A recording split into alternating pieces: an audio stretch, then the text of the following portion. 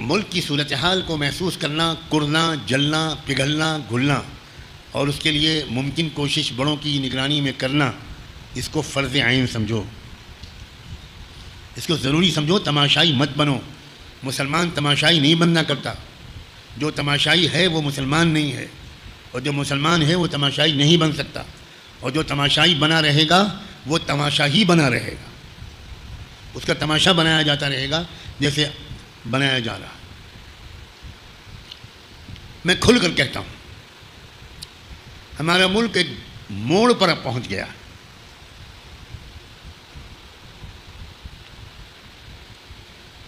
ملک کی تاریخ میں جو موجودہ حالات ہیں وہ پہلی مرتبہ آئے ہیں.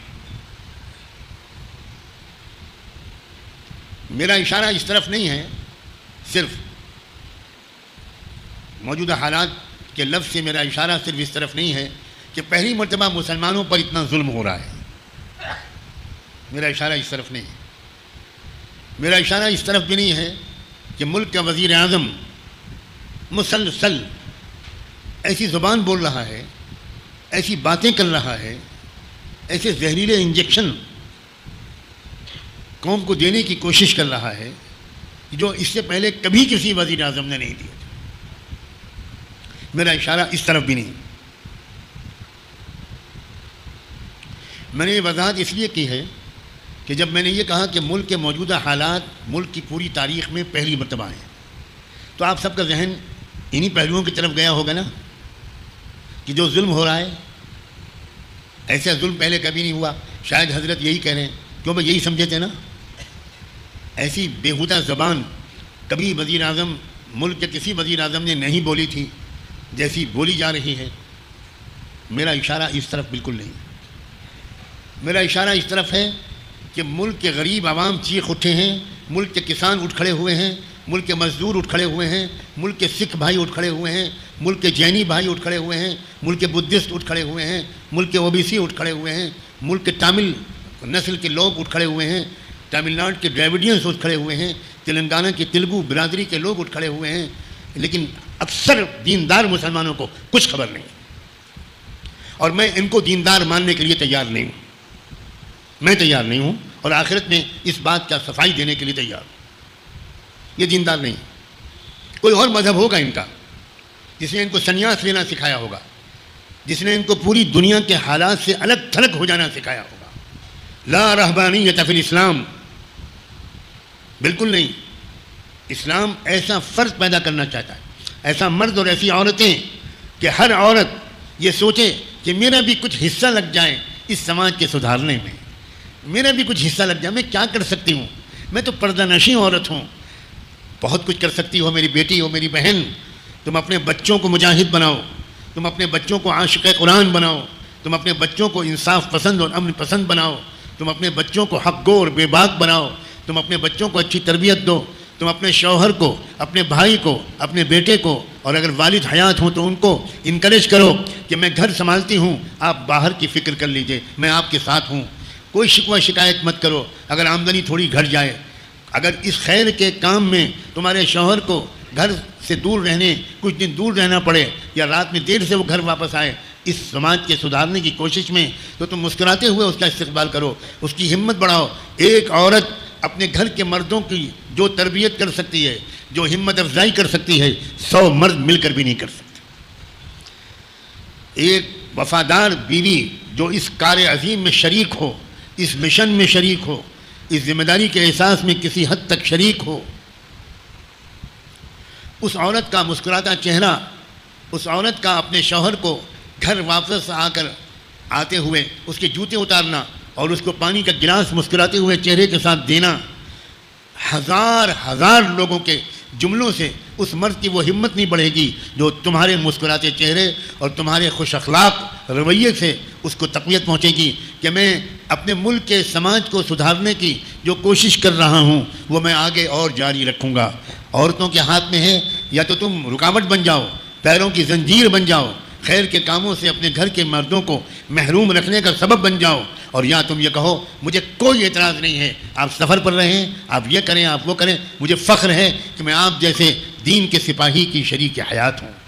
تمہارے جیسے سنجیدہ اور سمجھدار بیٹے کی ماں ہوں، تمہارے جیسے شاندار بھائی کی بہن ہوں، مجھے اس پر فخر ہے، میں اپنی قسمت پر ناز کرتی ہوں۔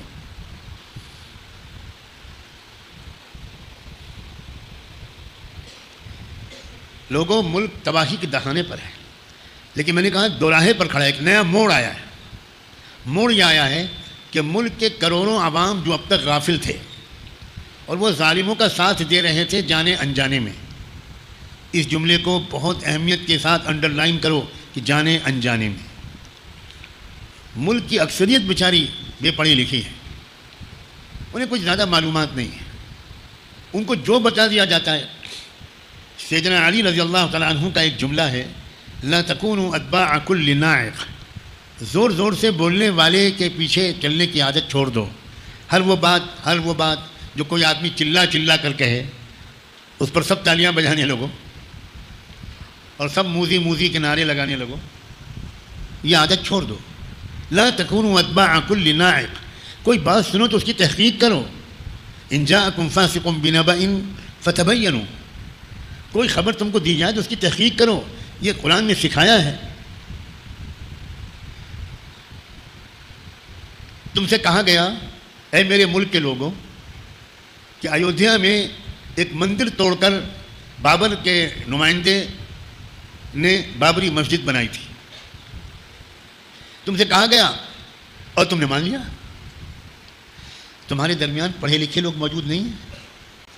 الیس منکم رجل الرشید، کیا تمہارے درمیان ماہرین تاریخ موجود نہیں ہیں؟ کیا تمہارے درمیان آثار قدیمہ کے ماہرین موجود نہیں ہیں؟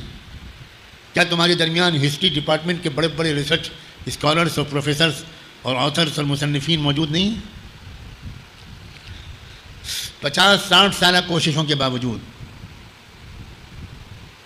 80 سالہ کوششوں کے باوجود، آخری فیصلہ بابری مسجد کے کیس میں سپریم کورٹ آف انڈیا نے جو سنایا وہ یہ سنایا کہ اس بات کا کوئی ثبوت نہیں پیش کیا جا سکا کہ بابری مسجد کسی مندر کو توڑ کر بنائی گئی تھی۔ یہ مسلمانوں نے نہیں کہا، یہ انڈیا کے سپریم کورٹ نے کہا، اور یہ کہا کہ اس بات کا کوئی ثبوت نہیں ملا کہ بابری مسجد کے نیچے کوئی مندر تھا۔ یعنی تمہاری عدالتیں، تمہارے مورخین، تمہارے ہی گواہان، ان سب کی موجودگی میں یہ فیصلہ ہوتا ہے، مگر زور زور سے چونکہ کہا گیا تو میرے ملک کے کروڑوں لوگوں نے یقین کر لیا۔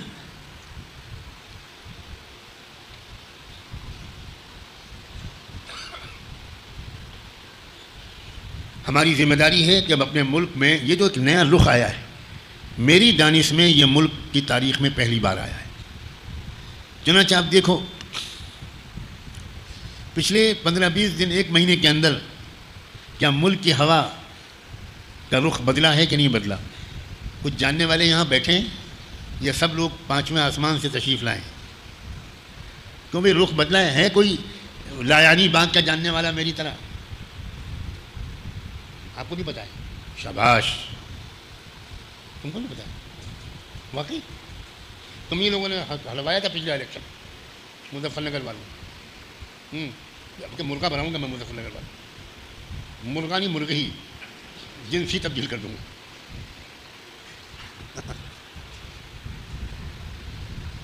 عجیب و غریب تبدیلی ملک کے اندر آ رہی ہے، اسی لیے بعض لوگ بالکل پاگل ہو رہے ہیں، عجیب عجیب زبان بول رہے ہیں، عجیب عجیب الفاظ بول رہے ہیں۔ ان کو اطمینان ہے کہ میں جو کہوں گا، سامنے جو لوگ 500 روپے دے کر بلائے گئے ہیں وہ تو تالی ہی بجاتے رہیں گے تاکہ ان کے پلے کچھ نہ پڑے، اور وہی لوگ بٹھائے جاتے ہیں بہت قابل، سامنے جو بٹھائے جاتے ہیں بیچارے کئی گھنٹے پہلے سے بٹھا دیے جاتے ہیں۔